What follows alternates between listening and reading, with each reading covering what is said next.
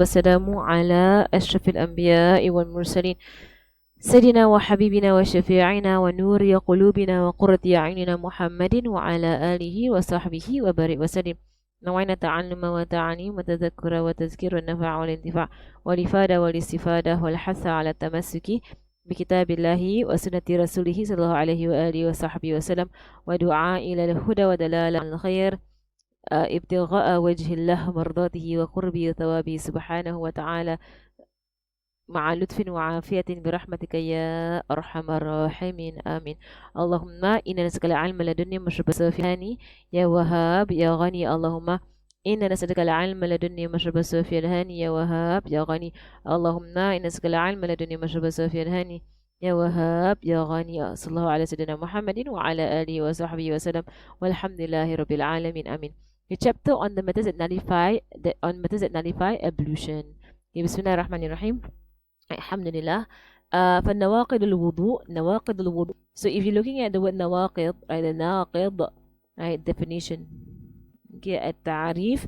الناقض هو زوال الشيء عن أصله. Right, it is definition. Right, it is the like you say the seizing, zawal, seizing, it is a word, or it is the seizing of something, seizing or is it the removal, right? Seizing or removal of something from its origin. Right, from its origin, right? So someone on tahara, they're on tahara, so that is their original situation, they are on tahara. So what stops the tahara, and what stops the state of tahara for the case of wudu? This happens by one of four methods, right? One of four things causes, and one of four methods causes the ceasing of the state of wudu, right? It removes tahara from a person. So the first one, الأول الخارج من أحد سبيلين إلا المني. Right, the first one is anything that exits from the from any one of the two. Sabilin is two. Any one of the two ways out, or any one of two organs of excrement. Right, to basically any of the two exits of a human being lah. Right, any of the two exits of a human being, right, from the front or from the rear private parts. For a woman, there are three exits, as opposed to a man, there are two exits. For a woman, there are three exits. The first exit is where urine comes from, right? So that would be the urethra, if I'm not wrong, that's what it's called. Right, so that is where the urine comes from. Then the second one is what you actually call the vagina. Right, that is where the baby comes from. Right, that's where your menses comes from. Right, so the menses comes from the second one, and then the third one is where feces comes from.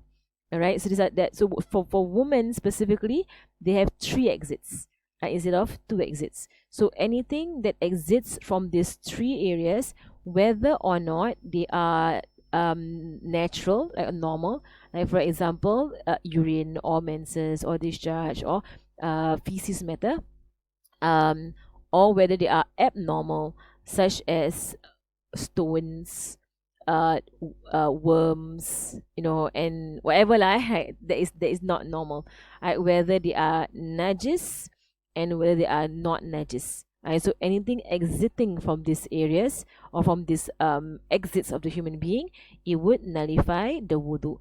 So now comes a few different mas'ala, right? The first mas'ala is what if a person is born with these exits being blocked, right? So naturally they don't have any exits at their privates, right? So some people they may be born in that way, naturally not having any exits at their privates. So for such people, when they're born naturally in that way, right, then wherever the body has made an exit, wherever it may be, right, that would cause for the wudu to be nullified for such an individual, right? So wherever the body might have opened up an exit for that person, then that will cause for the nullifying of the wudu of that individual, right? So it is Right, so naam. Right, so that is the situation of the one who was born right, with in المسدود المسدود الخلقي فمن أي مكان ينقض الوضوء. Right, so from anywhere in the body the wudu will be nullified. Second situation is if a person if a person's private parts are not blocked, right, they are not blocked, but excrements are taken out from another way, right, so from another way excrements are taken out, right, so in this case it doesn't matter where it comes out from, right, because the original openings are not blocked, right, so it does not nullify the wudu. So for example, if someone to say that if like someone's uric like urea for example is being pumped out by dialysis for example so they undergo dialysis, they're pumping out their urea, right, so they say, oh, see, there's excrement, right, there'll be excrement through the blood but not through the privates. Does this person have wudu? Yes, the wudu is still intact, right, so you say but she's excreting, yeah, but not through the natural openings of a human being. Okay, if a person's natural openings before some illness or for some accident, wala hawla wala quwwata illa billah, may Allah protect us, but if for an illness or for an so remember the three situations. First situation, the openings are masdud, it means closed naturally. She's born in that way, they were born like that, right, so wherever the body makes an opening, any excrements that come up from there nullifies the wudu, right, this if ever happens to anybody lah, if it happens. Second situation is person's openings are fine, they're working right, they're open, they're working, but excrements are coming out from other parts of the body because of illness or whatever reason, right, so that means that there is a removal of urine some other way, right, because of illness for example, right, so in this situation it doesn't nullify the wudu because the original openings are still open. Third situation is person born normal, then because of an illness or because of an accident, wala hawla wala quwwata illa billah, that the person's private exits are now closed.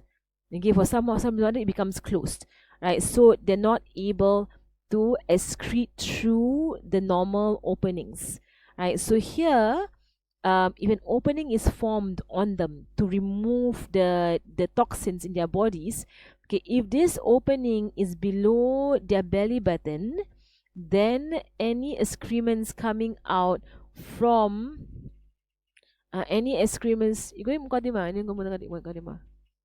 Okay, so any excrements coming out any excrements coming out from whatever tube that is pulling out the excrements, if it's below the belly button it nullifies the wudu, if it's above the belly button it does not nullify the wudu. Okay, right, so for example in our time, if someone's their sabilain, their openings is masdud, right, meaning that nothing can come out, it's closed, it's blocked, it's closed, so the doctor puts in a tube right through the bladder.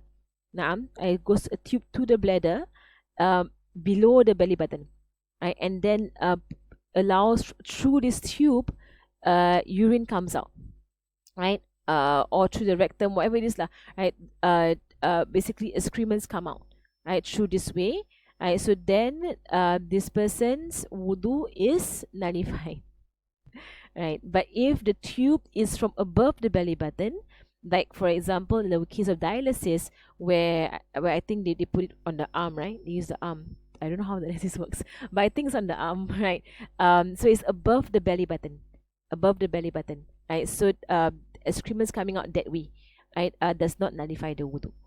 Okay, nice. So if it happens to anybody lah, if anybody you know is going through these kind of things and they're wondering, can I keep my wudu? Right, I'm technically urinating, because the urine comes out through the dialysis, I think.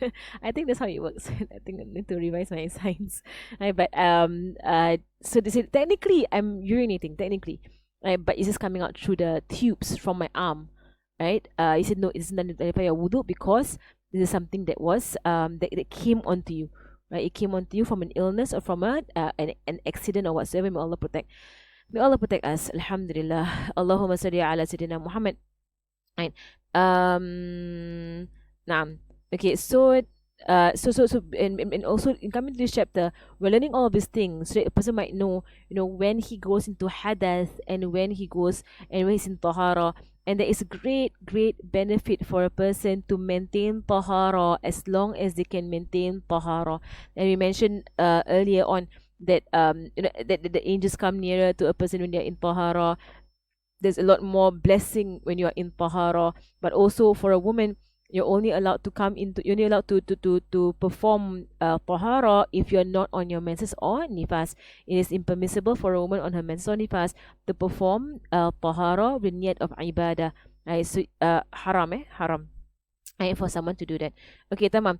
Okay, so Allahumma salli Muhammad. Right, so of the things that exit a human being, so whether it is the kharij, you can say whether it is normal or abnormal. Right, normal. Right, abnormal. Just now I mentioned the sabilin. Right, put in your. I hope as I explain, you all write down notes. There are 3 situations. Write down what are the 3 situations. 1, 2, 3. Right. First situation, open. Second situation, closed naturally. Right. Third situation, closed. Right. Due to incident. My pen is not working properly, so incident. Allah. Okay. Closer to incident. Number Allahumma sayyidina Muhammad. Right, so then kharij, normal or abnormal. Right, so normal would be urine, blood, and blood meaning from the vagina. That's normal. Feces. Right, discharge. Okay, air. Okay, gas. So all normal things to come out from the rectum and from the anus. Air can also come out from the vagina, from the uterus. And again, I went through with you all in Safinatul Najah about it. Correct? And I went through with you all also about the discharge in Safinatul Najah. So you all refer back what discharges are najis and nullifies the wudu, and what discharges are not najis and does not nullify the wudu. There are 2 types. And when it comes to air from inside the womb nullifies the wudu, and it comes out with a like that.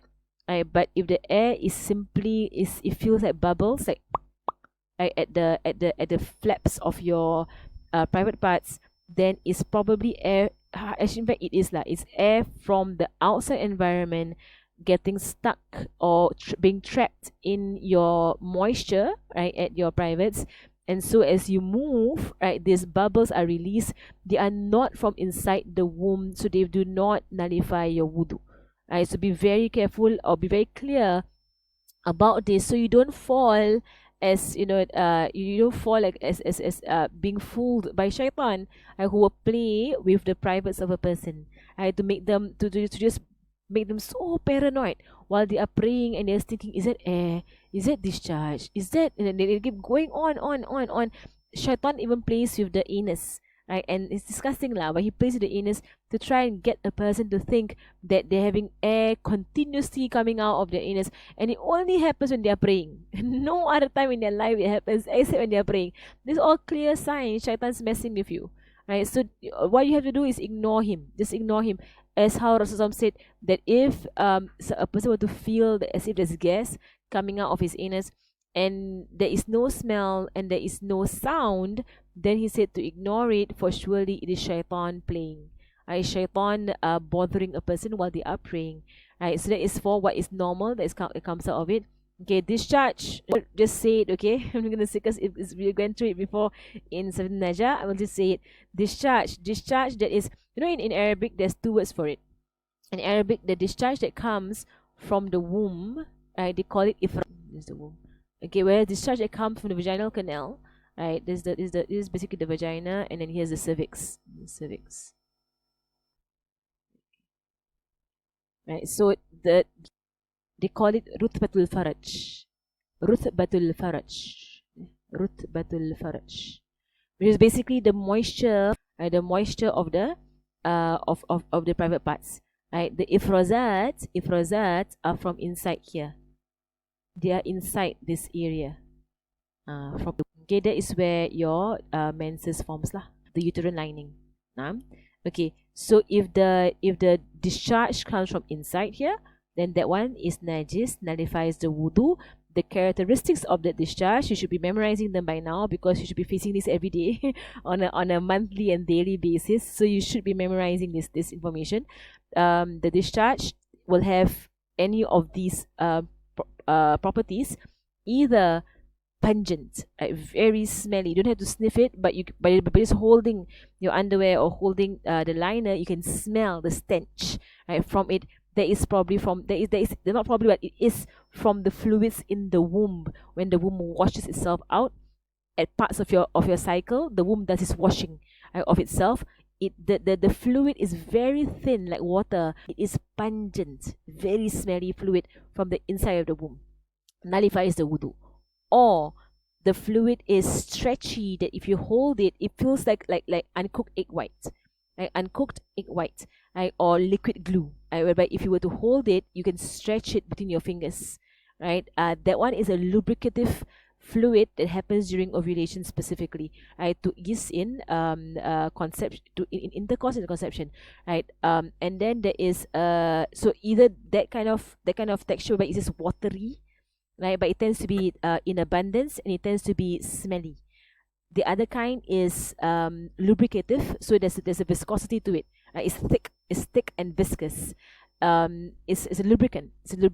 It happens during your ovulation, right? That one tends to not have as pungent a smell as the first one, but there's still a smell to it.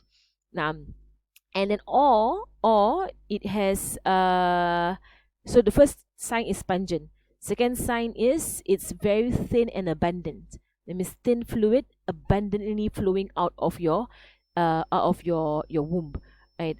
Third one is it's thick, right, and lubricative, right? That means it's thick and it's gooey, it's gooey. Then there is there's a kind that is has color. So anything with color, whether it is yellow or whether it is on the pinkish side, or whether it is green, anything that has color is from the womb, right? Because it is tainted with the it is tainted with the uterine lining. It's tainted with the uterine lining. Okay, so these are the signs of discharges that's from inside the womb.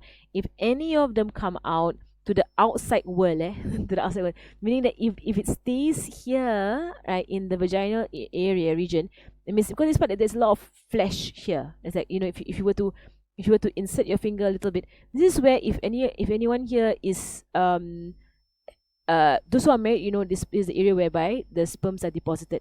For those who, like, if you use a tampon, if you use it's kind of what do you call it, menstrual cup, this is where it sits here, right? It sits here. A diaphragm, it sits here. Now, right? So all of this, so this area here, what am I going to say? Now, okay, the discharge can kind of hang out here. It can stay there for a while before it comes out of your body.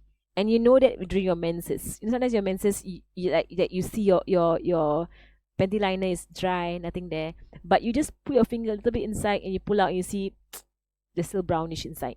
It's just around the wall here. It's just staying there, right? So basically, for discharge, I'm not talking about menses, talking about discharge. If your discharge stays around this area, your wudu not batal. Your wudu is only nullified if it comes out. It comes out of the vaginal opening into the outside world, right? So then the wudu becomes batal, right? So I hope that is clear. That is called the ifrazat. And also on top of that is wadi mazi, right? Wadi and mazi. Wadi is this, the fluid is in the womb. it tends to come out when you are engaged in heavy activity or when urinating, right? So if you walk a lot, right, high chances the wadi is coming out. If you carry heavy items, high chances the wadi is coming out. If you're pregnant, a high chances a lot of wadi comes out of you, right? Because of the baby pushing, right, on the fluids in the vagina, or the fluids in the uterus that pushes out the wadi. It's white. Wadi is white. It's pasty. You know, it can be colorless. It's from the uterus. Also when you urinate, like a lot of wadi comes out, right, from inside the uterus. Madhi is, all revision, all revision for what we have taken early on in Seven Naja. Right, madhi is arousal fluid. Right, so arousal fluid is not mani. Mani is different thing. Madhi is a different thing. Right, so I hope you all recording all these and make sure you're memorizing them. This is wajib to hafal, because you are. It's not about exam, not about book, not about halaka or test whatsoever. It's day to day life. You're gonna figure out your discharges every day, right? So you're gonna have to figure out what you're going through, right? So madhi is arousal fluid. So if a woman is aroused, and a woman would know she's aroused. Like, you would know you're aroused, right? Unless you're sleeping, right? Maybe in your dreams you were aroused, right? So arousal fluid comes out in abundance. It's a lot. It comes out in abundance.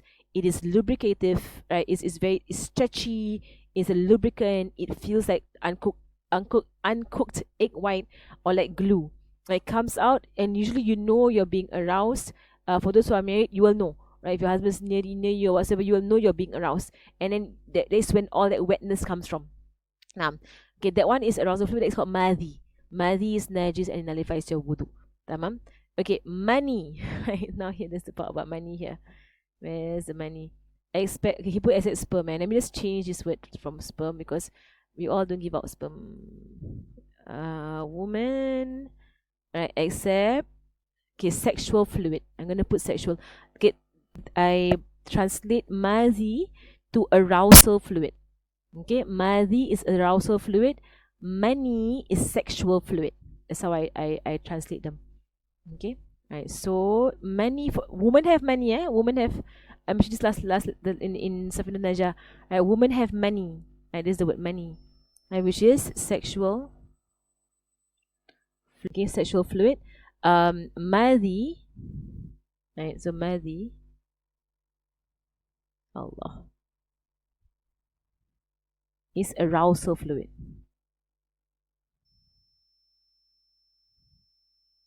Okay, for a woman, it tends to be abundant a lot, because to assist intercourse.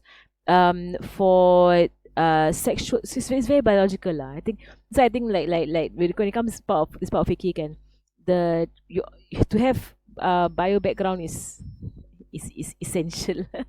Or maybe just to understand what's going on. There was once I was Hababa was in Singapore, and I was talking to her lah. Then I was showing her the charts and everything lah. Just telling her, just sharing her some of the bio stuff lah about this. And she was like, wow, very interesting. And she was like, it fits exactly what the ulama say. And the ulama are not biologists, right? But it's exactly what they say. How do they know? Right? The women have all these fluids coming out of them throughout the cycle. Okay. This sexual fluid, right, is very distinct.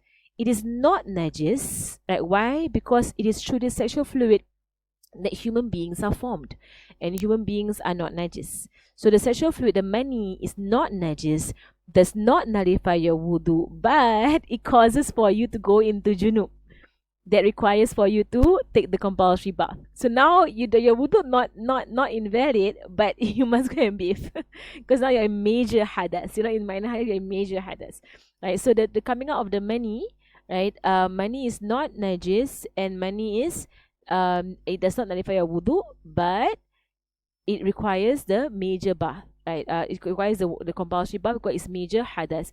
But again, Allahu alam. But then, as far as I know, for women, high chances if mani comes out of a woman, madhi also comes out.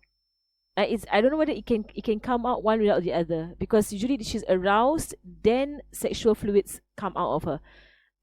So your batal anyway lah, your wudu, right, from the madhi, right? The madhi, the wudu is already batal, right? But it's just that you need to know must you take a bath or not. Okay, the signs whereby mani has come out. Okay, for women, it's all important information, right? For women, because it can happen in their dreams, right? Having a wet dream is for men and for women. So if a woman, I remember one of my friends, she's married, mashallah, but when I just spoke to the class, with the mothers lah, I spoke to the class about women having, it's possible for a woman to have a wet dream. So the very next day she got a wet dream, and then had she not heard the class, she would have never thought that she is in junub. Like she just wake up in the morning and just like, let's just go ahead and and take wudu and then just pray subuh. But because the previous day she heard about that woman can have wet dreams and go into junub while in your sleep. So when you wake up, you need to know the signs, are you in junub or not. You need to know if you're in junub, right? So when she woke up, she felt all the signs that I described in class. Then she was like, I'm in junub. And then she went to take a bath. Instead of taking wudu, take a bath, like wajib bath, and then wudu. So it's important to know the signs, right? So money happens, right? The money of a woman happens. So in our culture, they call it what? They call it what do you call it? Orgasm. Right? They call it orgasm. Right? They call it orgasm. So the signs of money coming out is that they comes out in spurts. In Arabic, it says dafa, right? Spurts. It's very distinct. The feeling is very distinct. So if anyone who's married, you might have experienced it before. Those who are not married, hopefully you've not experienced it before. But if you have, then now you know what I'm talking about lah. Right? Comes out in spurts. It's very small amount for women. I don't know whether you can even find it. Right? It's a very small amount. There is a sexual high. Right? Is it Allah? You know what I mean? Sexual high that is in Arabic is a ladha. Right? There is a sexual high that happens, and then the last sign is exhaustion. Happens to women, right? You just no energy, right? Exhaustion. So there are three signs that money came out of you. So when you recognize the signs, spurts, sexual high, and then a tough wheat, and meaning that you just macam gitu, very very but basically no energy after that. Then you know money came out, which means mandi janabah. You have to bathe, the compulsory bath. This can happen whether a woman has intercourse or not. So it can happen by dreams. It can happen by stimulation, right? Yeah, all these things can cause for this to happen. So if it happens to you, mandi wajib, right? Compulsory bath. Okay. For men, the sperm for men, there's a smell for it. There's a particular smell for the sperm of men, which is the smell of L08MKYr2XMuqaddimah, which is, unless you've seen it before in your life, you have no idea what I'm talking about. L08MKYr2XMuqaddimah is a plant that the Arabs have. It's basically the pollen of date plants. The dates, the fruit. If you go into the flower of the dates, they have pollen, and the pollen smells like the sperm of men. Exactly, I smelled it before. It's exactly like the sperm of men. It's interesting lah, like why the plant smells like sperm. But I mean, they smell like each other lah. Allahu A'lam. Okay, anyway, so that is the first one. Any questions on the first one? Okay, there are no questions. Just tell questions. I'll go on to the next one. ثاني زوال العقل بجنون أو إغماء أو بنوم إلا النوم قائدا ممكنا مقعده. Right, so second one, loss of intellect. Right, so the first one is anything that exists from the front or the ear for private parts. Women, again, we say we have three exits for private parts. Second one, loss of intellect. Right, so in any of these possible ways. So the first one is due to insanity, unconsciousness, or sleep, unless one falls asleep while firmly seated. So if in any of the situations, the wudu is immediately nullified, because the moment a person loses their consciousness or their intellect, right, the openings open up, right? So gas will come out, all kinds of things will come out.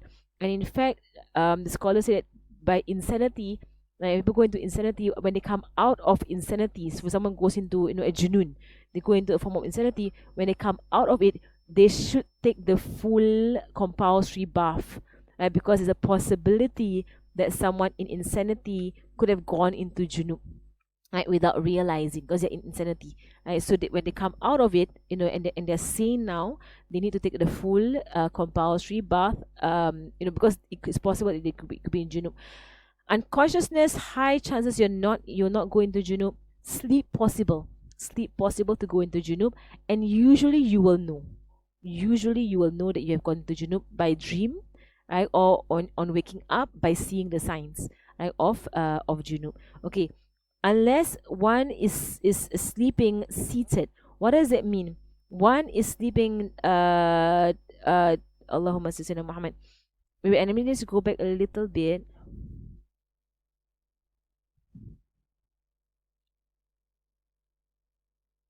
Okay, let me just go back a little bit on the part of money. There's one note that I missed out. Okay, on money, right? If it is the money of your own self, your own money. If your money comes out, it does not nullify the wudu for money. It doesn't nullify the wudu, and it's not najis, but it causes for you to have to mandi junub. The money of the husband, because we are women, right? So it's like we have a lot. We don't have a lot of fluids inside ourselves. The men's fluid also come inside us, right? So it can be like a lot of things going on for a woman. Okay, the money of your husband, right? So if his money is deposited into you, right? And so after intercourse you get up, and now his money comes out. Okay, so if his money comes out, that is not your money. That the coming out of his money nullifies your wudu. Okay, it nullifies your wudu. You need to wash, but it does not put you into junub. You're not in janaba, right? But you're probably in janaba because of intercourse, but you're not in janaba because of the coming out of his money. It's not your money, right? It has to be your money. Okay, this is just a point note lah that I jotted down. Now, okay, alhamdulillah. There's a question here, is it? What can a woman do or not do if she is in junub but still have wudu if she's sure that no mazi but only money? What can she do? Cannot do anything. That's the thing lah. I asked her before. So what's the whole point of her being in hadas, major hadas, not in minor hadas? What can she do? How about it? Well, if someone were to come and say, I'm gonna give $10 to those who are clean from minor hadas. He didn't say major hadas. You can say, hey, I'm clean from minor hadas. But you're in major hadas. Then again, you can't do anything. You can't pray, you cannot read Quran, you cannot tawaf, you cannot do anything lah, basically. If you're in major hadas. Technically you have to still mandi. Now, technically lah, Mashallah. Okay. Naam, Bismillah.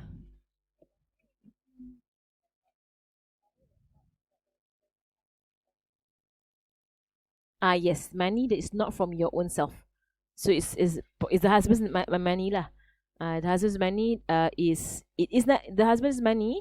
It's not najis. It's not najis, but it nullifies your wudu when it comes out. Money will never be najis.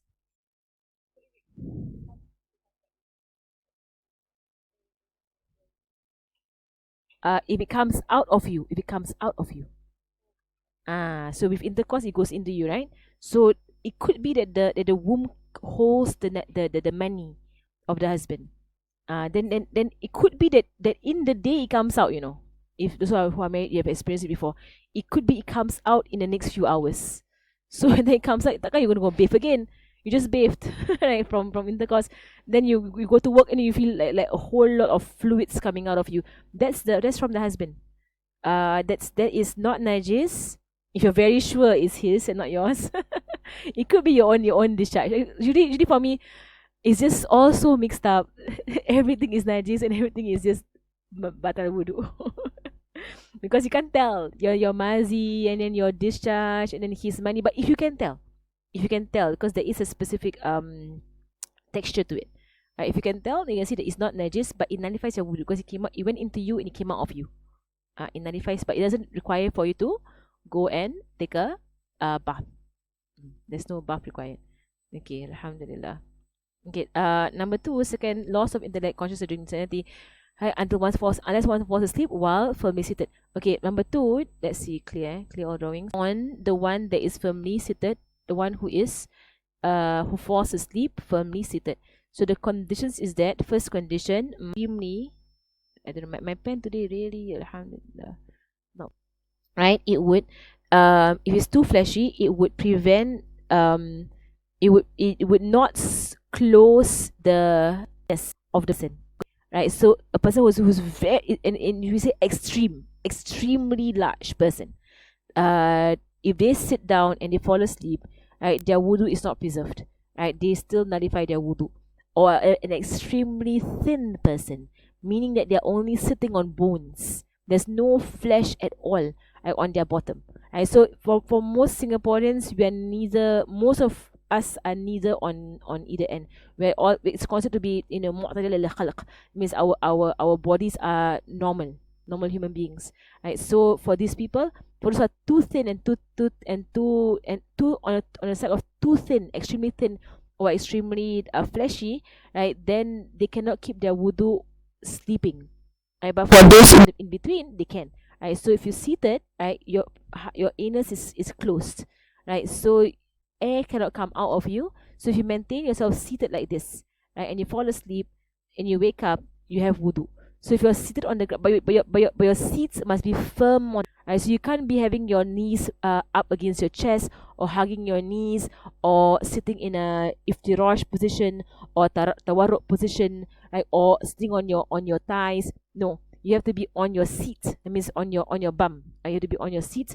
So if, let's say, for example, you're sleepy between sunnah subuh and fardu subuh, right, and you're so sleepy, waiting for the jama'ah to start, right? So cross your legs, right? Sit with your legs crossed and maintain position, and allow yourself to fall asleep if you want to allow yourself to fall asleep, right, between sunnah subuh and fardu subuh. So when the imam comes and calls the azan and you wake up, you can stand up and pray. Straight away you can stand up and pray. You don't have to renew your wudu, but on condition that you woke up the way you slept, right? Must, Allah, my pen, you're right around, must wake up the way you fell asleep. So if you fell asleep cross-legged, or in position, and if you wake up, you find your legs stretched out, right, then you didn't wake up the way you slept, which means that you moved while you were sleeping, or you woke up somewhere else. You were sleeping and you wake up there, but you're still seated. I know, not counted. It means you got up and you went somewhere and you slept. Right, it's not counted. Also, third condition is that nobody told you that something came out of you. Nobody trustworthy told you that for example, when you wake up, then the person next to you says, when you were sleeping, I smelled something from you. Or when you were sleeping, I could hear something from you.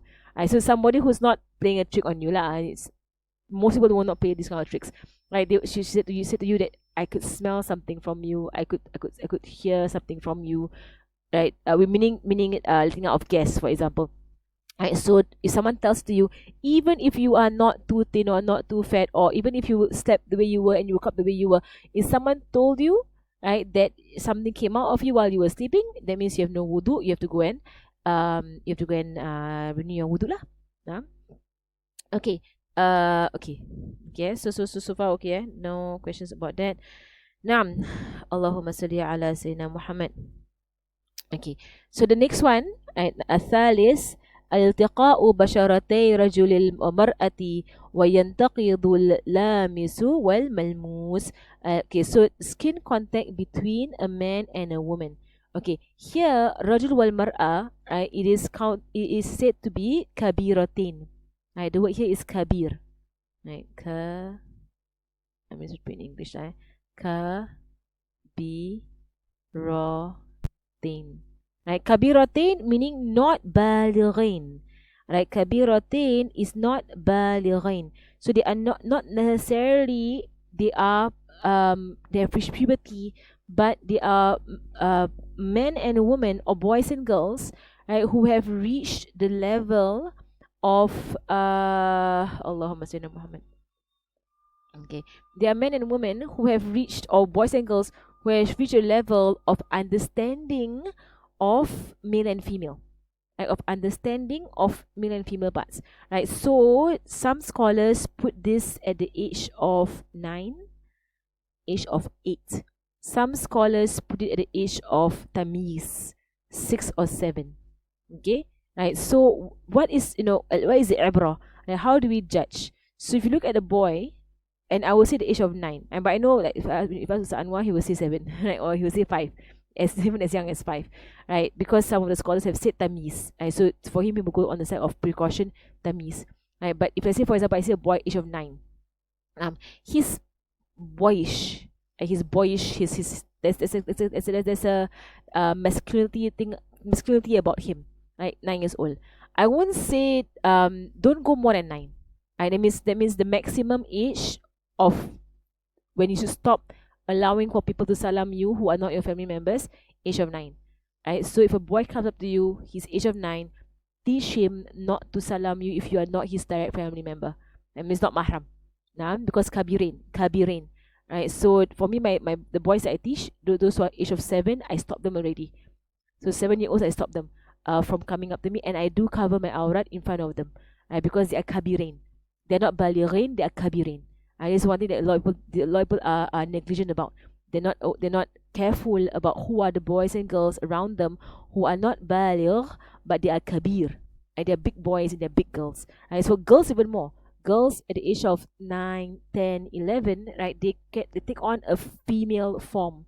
They're not reached puberty, but they're young women. They're like young women, right? So they need to not salam or touch men who are not their mahram, and the wudu nullifies. Right? So if any of the boys were to actually touch me, I will take my wudu again, because kabirin. So be very careful about this one, right? A lot of people are neglectful, like, about this, and also with aurat. So the aurat that you have to cover in front of kabirin, of a young boy, not a small boy. They're not preschoolers, right? But you say primary schoolers. Okay, primary schoolers. So your aurat that has to be covered in front of them is called aurat mihna. Aurat mihna is basically working aurat. What is working aurat? Basically, like, if let's say I don't wear socks, in front of a boy who's 10 years old, 11 years old, it's okay, it's fine. If let's say I'm doing some work in the house, and then my nephew comes in with his friends, they're all not mahram to me. If my sleeves are rolled up like this, like that, perfectly fine. If I have a shawl, on top of me with some hair showing, right, that is called aurat mihna. Right? It's not strictly the aurat I have to cover in front of a man, a grown man. So if it's like a man, a rajul, man, like, for example, like a brother-in-law, your uncle, your auntie's husband, that kind of thing, like that kind of person, you have to wear socks, you have to cover properly, your hairs are all in, you make sure your sleeves are all up, right? You're covering your aurat properly. But for this kind of boys who are kabir, it's working aurat. So you can go around the house, wearing t-shirt, and wearing like long sleeve t-shirts, and wearing like pants, because they're boys, but at the same time, not to just open up your aurat in front of them, because they have understood the sexuality of men and women. They've understood the sexuality of men and women. So these boys also, if they come up to you to salam you, you need to stop them from it and teach them, right, that you're not mahram to them, right? So don't salam them. Okay, right? It's called kabirin. So this is called rajul wal mar'ah al kabirin. Naam, al kabirin. Allahumma salli ala Sayyidina Muhammad. Okay, so inshallah we'll stop there for today. We went through quite a bit today, mashallah. Any questions? So kabirin, the meaning is kabirin wa huwa an yasla hadd shahwa wa la yanzur ila al-umr. Naam, the area whereby they've understood sexuality already. So you don't see whether they've come into baligh or not. It's not there.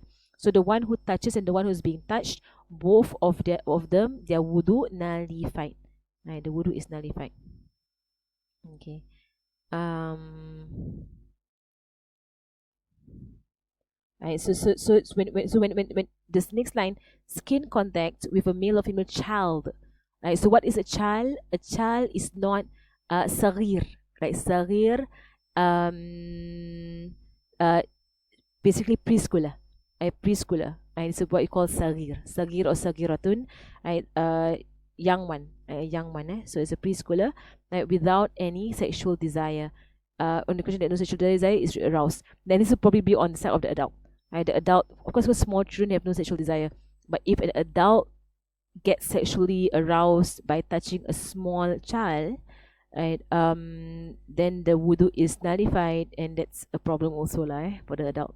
Then an ablution is not nullified by touching the hair, teeth, nails, and those who are mahram, right? And who are your mahram, right? All of your fathers and above, all of your brothers and above and below, and all of your sons and below. Right? So fathers and above, fathers, grandfathers, father-in-law, stepfather. So all the fathers. Brothers, your brother, your mother's brother, your father's brother, your grandparents' brothers, your nephews, as your brother's children, your sister's children, nephews, and below. Then sons, let's understand, sons and below, your son, your stepson, your son-in-law, your brother's sons, your sister's sons, right, and grandsons, and all the way down. So the three ways whereby you can understand memorize what is mahram: fathers and above, brothers, and sons and below. Okay. Tamam. Okay. Allahumma salli ala Sayyidina Muhammad. Right, so that's touching the hair, teeth, and nails, the nullified wudu, and those who are mahram to you. Okay, and the mahram of wet nursing is exactly the mahram of blood. Right, so your father in wet nursing is your mahram. Your grandfather because your wet nursing mother is like your mother. She is like your mother. So her brother is your uncle. Is that how your own mother's brother? Right, her father is your grandfather. Okay, so the wet nursing mother is the same mahram position as the mother herself. No difference whatsoever. They're exactly the same. Inshallah. Okay, I will stop there for today. The other questions. Okay, how do we define mahram within our family and relatives? So that's what I just went through lah. That's your mahram. Okay, that's your mahram. Fathers and above, brothers, right? And not counting brother-in-law, of course, right? But brothers, your own brother, your mother's brother, your sister's brother, your sister's brother pula. No, your own brother, your mother's brother, your father's brother, right? And then sons and below. Okay, now we go stop there at number 4. Okay, sallallahu ala sayyidina Muhammadin wa ala alihi wa